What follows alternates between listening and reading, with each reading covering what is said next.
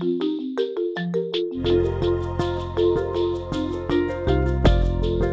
has extensive medical training in internal medicine and endocrinology and is a strong advocate for popular forms of spirituality.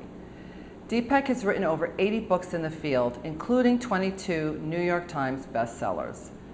Through his books, videos, and lectures, he's become one of the world's most well-known public figures on holistic health. Welcome. You're an amazing doctor, spiritual teacher, professor, author, father, husband, and on top of that, you run a hugely successful enterprise. What can you tell me about how to balance the work life and the spiritual life? I think just assume that there's only a spiritual life and nothing else. If you do that, then everything else follows.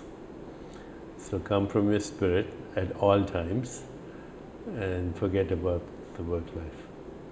It will spontaneously flow. Even when the phones are ringing and everyone's pulling you in 5 different directions and when you the need phones to... are pulling and everybody's, phones are ringing, everybody's pulling in your 5 directions, you don't like it, then just tell yourself, why did I create that?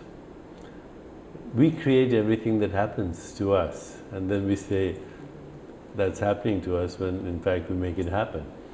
The world that you experience every single moment is a reflection of your inner state of being. So if your inner state of being is peace, harmony, laughter, quiet, equanimity, love, compassion, truth, goodness, harmony, then your world will reflect that. I mean, I have, as you said, all these things going on, but I'm at peace. That's why these things happen. And they happen with effortless spontaneity.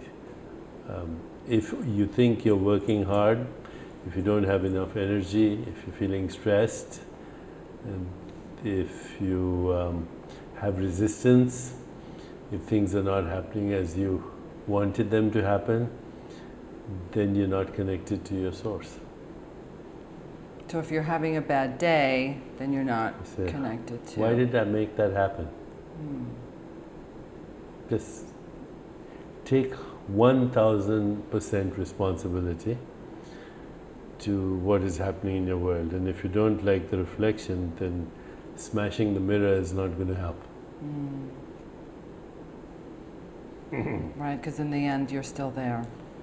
Oh, I love that. Do you have advice for people like me that run a business and have a spirituality practice and have no time for ourselves?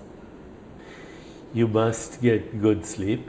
You must take at least 20 minutes to meditate. You must take time to eat properly and consciously. And you must take time to nurture relationships. Everything else will follow. So, divide your day. Playtime, work time, rest time, sleep time, downtime, and very focused work time. When you're working, be 100% focused. But outside of that, take time to do all the other things. If you're working and you're checking your iPhone or on the computer and for something else, you'll be distracted. So work should be very focused, but it shouldn't be all you have. Can so I it's come more. live with you? It's called do less and accomplish more. Ultimately, do nothing and accomplish everything. Yeah, that's what I feel like sometimes, and that's actually good advice, is to separate flow. that and set those time limits. Until I started preparing for this interview, I hadn't heard of Jayo. What can you tell us about it? Am I pronouncing that correctly? All right, it looks like so much fun. What was your premise? How did it come to be? I wanted to create a site, and that's what Jayo.com is now. which is the go-to site for personal and social transformation. So I've always had the goal that if we had 1 billion people engaging in personal transformation, we could probably create a more peaceful, just, sustainable, healthier and happier world. So Jayo is a place for everyone, from millennials to older people who want to achieve well-being, whether it's personal well-being, emotional well-being, spiritual well-being, social well-being, community well-being, financial well-being, career well-being. This is the place to go. There's content, there's technology, there's feedback, there are tutorials, classrooms, one-to-one coaching, all everything. of that. And it's going live. It's already live, but it will be formally live by the middle of October, and it'll be available to millions of people. That sounds amazing. It really looked like a lot of fun, and Yes. I'm very excited for you, and very excited to be a part of it. Thank you. I'm so excited to learn about the Sage Scientist Synopsum in 2017 that you've organized. What can you tell me about it? The Chopra Foundation is engaged in many activities. Sages and Scientists Symposium is one of them. It brings together the most interesting people in the worlds of science, philosophy, arts and humanities all together. So we discuss everything from the origin of the universe to cosmology, to physics, to biology, but how that applies to the human condition and the future of civilization on our planet. So it's a wonderful experience, and people can find out more about it by going to the Chopra Foundation. But then the foundation does other work. So by the way, the website is choprafoundation.org. Okay. We do other work. We support an orphanage in India. We partner with other people to send about 1.5 million children to school every day in India and get them a meal. But we also do research on the brain, on genes, epigenetics, the effects of meditation on how our genes function, and how we can create a new science which is based on consciousness, and we are calling that self-directed biological transformation. We are actually engaged with many universities to look at gene expression, or what is called genomics, what happens in your body as a result of a reflection, experiencing gratitude, doing meditation, engaging in conscious communication. So There's that's the most exciting thing we're doing. And there's so much, research being done now, and I think that it's really helping our culture embrace meditation more. That's and a right. better way of life. So Yeah. it's really beautiful work that you're doing. So thank you for doing that. So now your new book coming out this month, Super Genes, Unlock the Astonishing Power of Your DNA for Optimum Health and Well-Being. It's coming out this November. What's one thing that you could tell me that's in the book that I can start today to help change my biological destiny? The one thing would be meditation.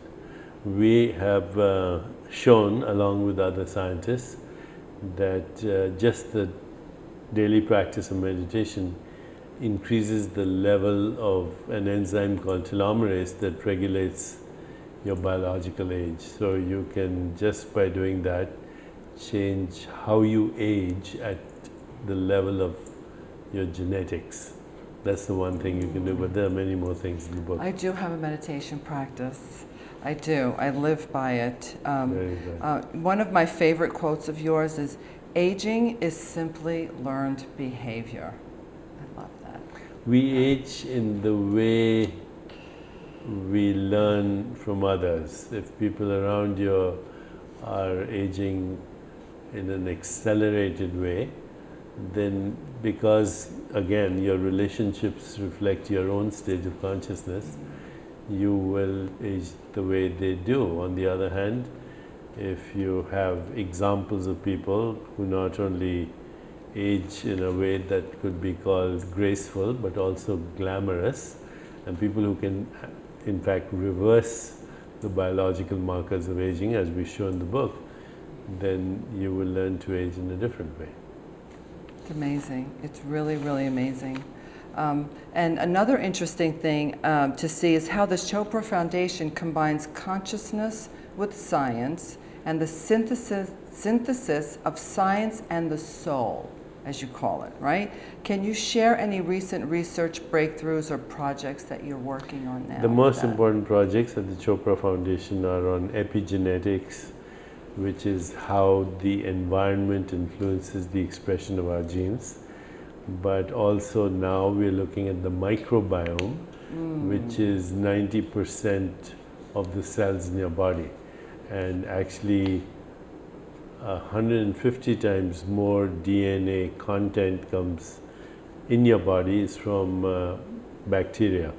So for every, say, 23,000 genes that we have in our body, which is the human genome, there are 3.3 million bacterial genes. The bacterial genes outnumber human genes by a ratio of 150 to 1. So these are everywhere in your skin, in your gut, in your colon, in all the orifices of your body, and they respond to things like sleep, meditation, breathing, yoga, exercise, emotions, and food. By paying attention to these different components of our daily experience, we can actually help the bacterial genes regulate the human genes. This is an amazing research which is combining genetics with epigenetics with the microbiome. But how can you study those genes while we're sleeping? How do you hook somebody up to a... You take a sample of the saliva or their tears, and you can do that. So while someone's sleeping, yeah, sure. Yeah. You can do brain waves, lots of things. Right. And you can correlate that with inflammatory markers and many other things. So much. And also, the effects of sleep can be measured even after the sleep. When a person wakes up? Yeah. How? Well, when you have a good night's sleep, don't you feel refreshed? So okay. There must be some biological correlate of that. Okay. I'm curious to know about how my sleep is. Well, this is what Jaio will do. It will be monitoring your sleep, our website, jaio.com. Right. Sleep, emotions, exercise, heart rate, variability, stress levels, correlating it with gene expression. All on a website if you're wearing a few devices. Devices. Okay. These devices have really been helpful, right? The new Yes. technology? Yeah, absolutely. Yeah. So what else can you tell us about transformation and how best to nurture those parts of ourselves that are just not Well, there's balanced and we physical don't feel... transformation, which we've discussed, but then there's social transformation, which means family and friends. And the more you engage with them, the more you help each other transform. There is community transformation, which is an extension of that. There is career transformation. If your calling, your job, and your career are in alignment, and who you're working with. Are you part of an effective team that has shared vision, emotional bonding, that support, where everyone supports each other and also complements strengths? Then finally there's financial security. All these things are inseparably woven into each other. Again, this will all be, the tools for this will be on jaio.com. Okay. Now you said something earlier about how smashing the mirror and how our outer world is a reflection of ourselves. Is that everything? Like, I know about the mirror work. I've done some of the mirror work, and I know what I project out to others. If I'm feeling angry, it's really something within myself that I need to address. But were you alluding to the fact that everything in our outer world is a circumstance of of an experience in our life or how we've been raised? Everything in your world is a reflection of your state of consciousness and of the state of consciousness of the people that you hang out with. So right now, if you see a world that is full of war and terrorism and eco-destruction, extinction of life, mechanized death, pollution, poisoned food, climate change, this is the projection of our collective consciousness, yes. That's why you need a critical mass of people who are engaged in more peace, harmony, love, compassion, joy, and that will translate into a different world. But even your personal world, in the midst of that, is ultimately a reflection of your deeper levels of awareness, yes. There is no outer world. The world is in you. Right, of course. The world that exists in your awareness. One of the last questions we like to ask our guests is, tell us one of your Rewire Me moments. I'm embarrassed to say I didn't need to.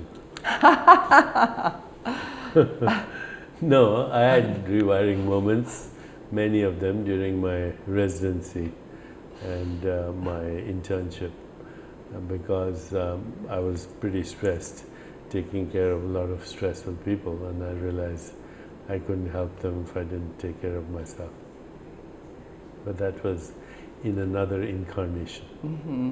Thank you so much, Deepak. This has been an amazing experience for me, and I'm so excited to share this interview with our audience. Thank you so much. Thank you very much.